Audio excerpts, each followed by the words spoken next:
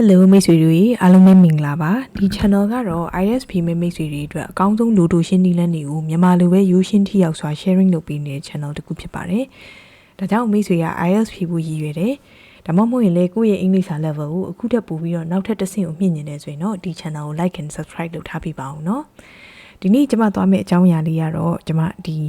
IELTS writing ဒီမှာနဲ့နောက်ပြီးတော့ CAE writing မှာတွေ့ရတဲ့ဒီ the more the less pattern လို့ကျွန်တော်တို့မြန်မာပြည်မှာဆိုရင်သိကြတာပေါ့နော်ဆိုတော့အဲ့ဒီ pattern လေးအကြောင်းကိုတစ်ချက်ပြောပြရစီဒါတော့ကျွန်တော်တို့ကအင်္ဂလိပ်လိုမှာဆိုရင်တော့ကျွန်တော်တို့ကdouble comparative pattern လို့ခေါ်တာပေါ့နော်ဒါဖြစ်လေလေနော် double comparative ပေါ့နော်ဒါဖြစ်လေလေဒါဖြစ်လေလေပေါ့နော်အဲ့လိုသုံးညင်တဲ့အခါမှာသုံးပါတယ်ဟုတ်ပြီဘယ်လိုဟာလဲဆိုတာလေးတစ်ချက်ကြည့်အောင်ဥပမာthe more the less ကိုကျွန်တော်တို့ကလေ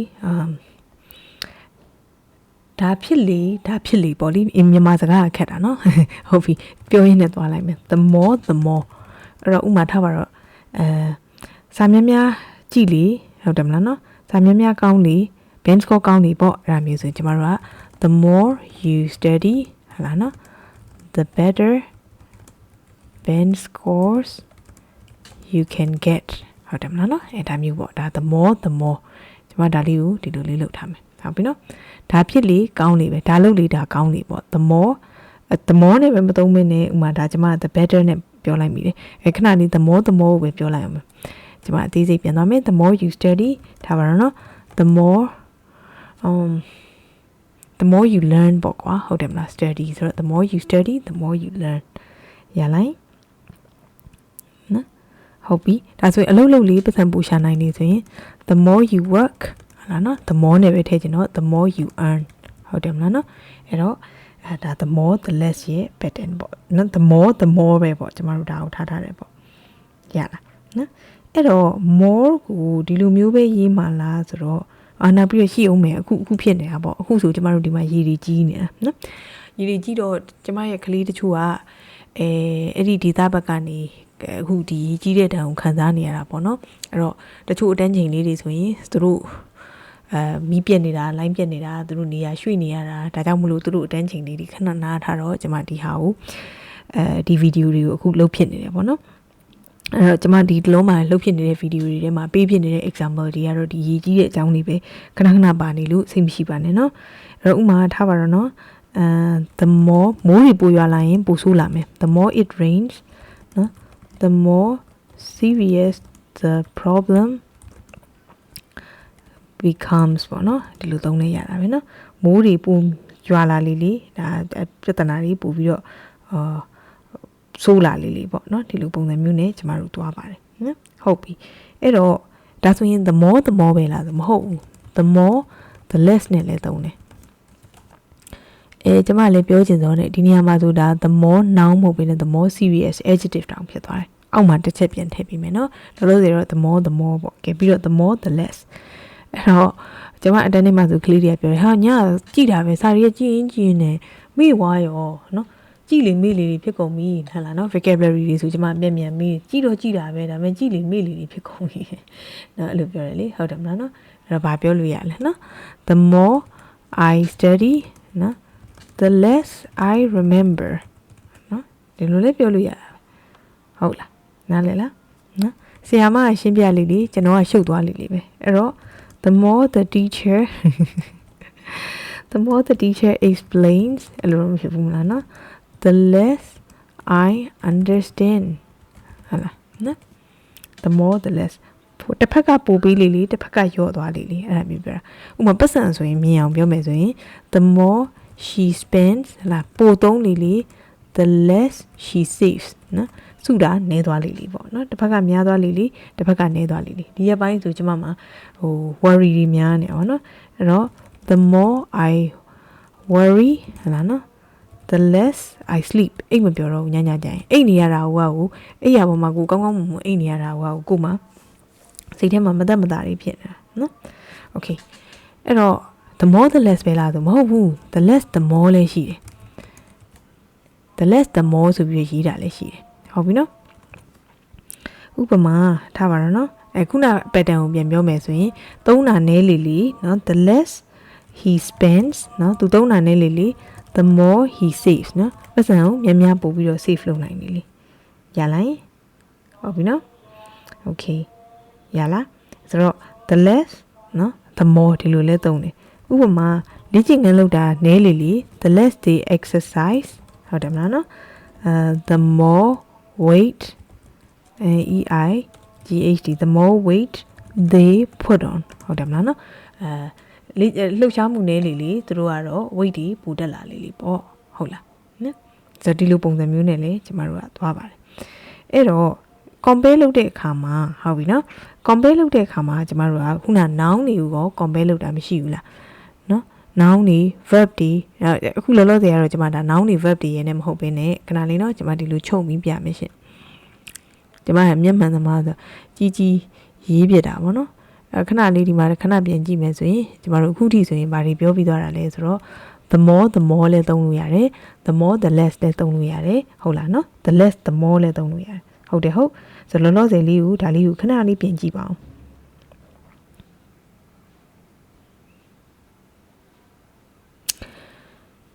ဒီသဘောတရားကိုဗီဒီယိုလေးကို pause ပြီးပြင်ကြည့်ပါပေါ့နော်ဟုတ်ကျမတော့ဒါနားလေတယ်လို့ယူဆပြီးတော့ရှေ့ကိုဆက်သွားလိုက်မယ်နော်ဗီဒီယိုကတအားရှည်နေကြည့်ရတဲ့ဗီဒီယိုတွေကဥမာပီဒီအများကြီးကုန်ပြီးတော့အကြာကြီးကြည့်နေရမှာဆိုလို့ဟုတ်ကဲ့ခဏလေးပြင်ချဲလိုက်မယ်နော်အဲ့တော့ the more the less ပြီးတော့ the less the more အဲ့ဒီ pattern တွေရှိတယ်ပြီးတော့ကျမတို့က adjective တွေကိုလည်း compare လုပ်လို့ရတယ် adjective တွေကိုလည်း compare လုပ်လို့ရတယ်ဥမာထားပါတော့အသက်ကြီးလာလေးမိတက်လာလေးပဲကျမပေါ့အခုဆိုနော်အဲ့တော့ဘာဖြစ်လဲဆိုတော့ the older I get အသက်ကြီးလာလေး the more forgetful I become ဟာလားဒါဆိုဒါကျမ adjective နှစ်ခုကိုနှိုင်းရှင်နေတာနော် the older ရောင်မတူခြင်းကွာthe older adjective ကိုနှိုင်းရှင်တယ်နော် the older I get the more forgetful I become ဟုတ်ပြီနော်ဒါ adjective ကိုနှိုင်းရှင်ပြတာနော်နောက်တစ်ခါထားပါတော့နော် the more difficult the homework is ဟလာတခါလေးကျရင်ကျမအင်္ဂါလေးပြီးလိုက်ရောခက်တော့ဘာဖြစ်လဲကျောင်းသားတွေကဟာစိတ်ပြတ်တယ်ဟုတ်တယ်မလားဆိုတော့ the more frustrated the students are ရမလားအဲ့တော့ the more difficult တွေ့လား ER ပဲခက်လေးနော်သူတို့တွေစိတ်ရှုပ်လေးပဲနော် the more frustrated the students are နားလည်မယ်နော်ဒါဆိုရင်ဒါကျွန်မဘာလို့ပြနေရလဲဆိုရင် adjective တွေကိုလည်းဒီလိုလေးလုပ်လို့ရပါတယ်လို့ပြောတာကျွန်မနောက်ထပ် example တစ်ခုပေးမယ်ဥမာထားပါတော့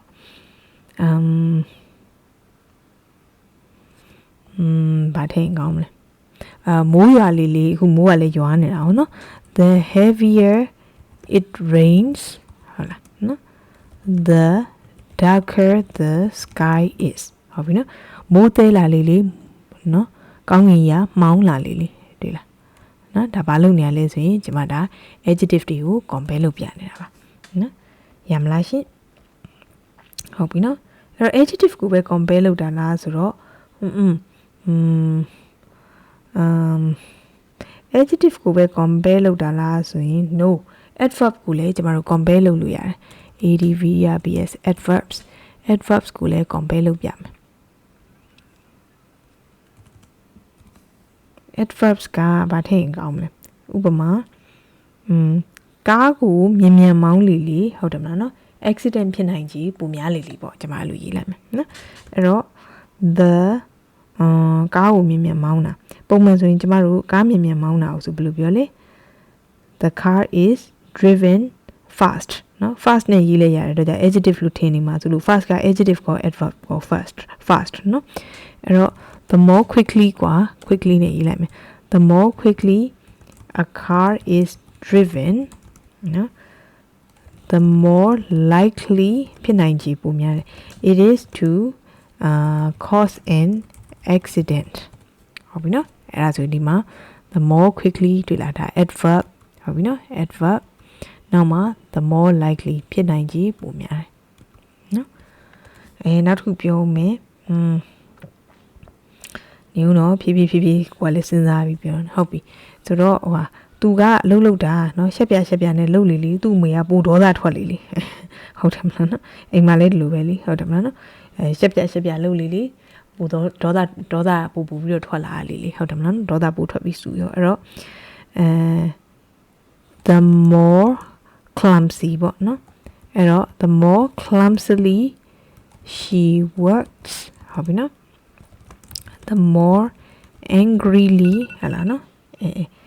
နောက်တော့ချိန်စားရမယ် the more angrily ရတယ်ဒါပြီးအောင်ပြောမယ်နော် the more angrily her mom scolds her ဟုတ်ပြီနော်သူကအလုပ်လုပ်တာရှက်ပြ the more clumsily she works the more angrily her mom scolds her ဟုတ်ပြီနော်ဒါဆိုသူရဲ့ဆက်ညင်ပဲပြောကြည့်မယ်ကွာတိချာအစီအစဉ်ဆွဲလေကောင်းလေပဲဟုတ်တယ်မလားအဲ့ဒါဆိုရင်ဘယ်လိုပြောလဲ the more carefully she plans ဟလာနော်တိချာအစီအစဉ်ချလေနော် the better goodရဲ့ adverb ကwell ရဲ့ comparison ကတော့ good ပဲဖြစ်ဖြစ် well ပဲဖြစ်ဖြစ်သူရဲ့ comparative pattern ကတော့ better ပဲလေဟုတ်တယ်မလားနော်အဲ့တော့ the better the outcome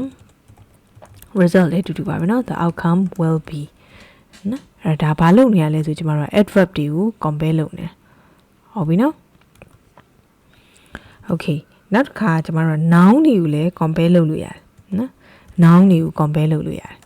noun တွေနော်ဟုတ်လား noun တွေကိုလည်း compare လုပ်လို့ရတယ်ဥပမာထားပါတော့เนาะများရောင်းရလေ commission ရလေဟုတ်လားเนาะကျမတို့သိပြီးသားအကြောင်းအရာတွေနဲ့သွားလိုက်မယ်အဲ့တော့ဘယ်လိုလုပ်ပိုးဝင် the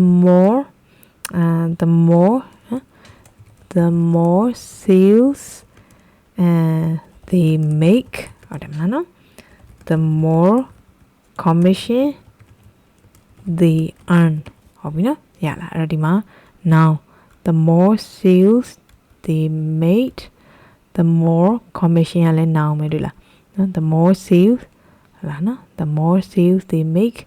the more commission they earn နော်များရောင်းရလေ commission များရလေပေါ့သဘောပေါက်လားရမလားနောက်ပြီးတော့ဗာထည့်ရင်ကောင်းမလဲ now အနေနဲ့ example ဥပမာပတ်သက်ရှိရင်the more money I have နော်ဆိုရင်အင်္ဂလိပ်အများကြီးဝယ်ထားမယ်နော် the more houses အောင်လဲ the more cars ဟလာ the more cars I buy ဟလာပတ်စံအများကြီးရှိလေအိမ်အများကြီးဝယ်လေရလား the more ရလိုက် noun တွေကို compare ထားတယ်ဟုတ်ပြီနော်အဲ့တော့ adjective ရဲ့ adverb ရဲ့ noun ရဲ့ပြောပြီးပြီနေဦးနော်ခဏလေးစဉ်းစားလိုက်အောင်မယ် adjective ရဲ့ adverb ရဲ့ noun ရဲ့ပြောပြီးပြီဆိုတော့ဒါပါပဲတခါလေကြာရင်ကျမတို့က spoken မှာပေါ့နော်spoken မှာလေကျမတို့ကသုံးတာရှိတယ်နောက်ပြီးတော့ခဏလေးဒါတွေအားလုံးရောပြီးသုံးတာလည်းရှိတယ်ရောပြီးတော့ဘယ်လိုသုံးလဲဆို mix ပေါ့နော်ဒါတွေကတော့ကျမတို့ဝတ္ထုတွေဖတ်မယ်ဟလာနော် essay တွေရေးမယ်ဆိုလည်းဒါမျိုးမြင်ရတယ်ဥပမာထားပါတော့ခုနကကျမအပေါ်မှာပြောခဲ့တဲ့ဟာဆိုတာ mix ထဲရောက်အောင်ပါသိလားဒီမှာthe more it rains the more serious the problem becomes ဒီမှာဆိုတာရိုး the more ပဲ the more ကလာတာနောက်က the more serious က adjective တွေ့လား serious က adjective ဒါဆိုကျမ the more pattern မှာမဟုတ်ဘဲနဲ့ mix မှာထားတင်တာပေါ့အရှိရရိုး the more နောက်က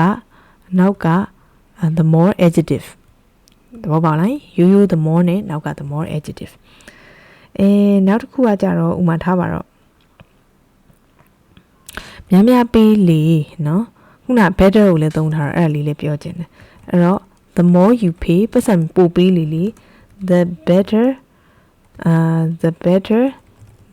the quality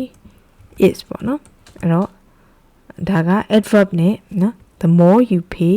the better the quality is ဒါဆိုတာadverb နဲ့ adjective နဲ့ပေါ့နော်တွေ့ထားတာနော် the better ကတော့ adjective ဒီနေရာမှာ good ကနေလာတာနော်ဒါကတော့ the more you pay more ဆိုတဲ့ adverb ကနေလာတာဟုတ်ပြီနော်ဒီလိုif you pay more ဒါဆို more adverb ဆိုတာမြင်သွားပြီနော် you can get the better adjective နော် you can get the better quality ဟုတ်ပြီနော်ဒါအဲ့တဘောပဲအဲ့တော့ဒီမှာဆိုကျွန်မ adjective နဲ့ adverb နဲ့ရောပြထားတာခုနပြောရလေ good က adjective ဟုတ်တယ်မလားနော်ဒါတော့ကျွန်မဟို IELTS level CAE CP level ကိုရည်ရွယ်တာဖြစ်တဲ့အတွက်ဒီလောက်ကတော့သိပြီးသားတယ်နော် good က adjective well က adverb ဟာလားဒါပေမဲ့သူတို့နှစ်ခုစလုံးရဲ့ comparative form တွေကတော့ကျွန်တော်တို့ better ကိုပဲသုံးတာပဲအဲ့တော့ဒီနေရာမှာ adjective လား adverb လားကတော့ဒီလိုမျိုးဖြည့်ကြည့်ရင်ဖြည့်ပြီးစဉ်းစားကြည့်ရင်တွေ့လိမ့်မယ်ဟုတ်ပြီနော် okay နောက်တစ်ခုကကြတော့ဥပမာထားပါတော့နော်ခုနကားမြန်မြန်မောင်းတာလည်းပြောထားလို့အဲ့တော့ the faster you drive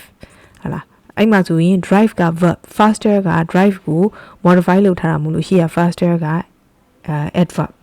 အဲ့တော့မြန်မြန်မောင်းလေစီကုန်လေပေါ့ထားပါတော့နော် the more petrol the car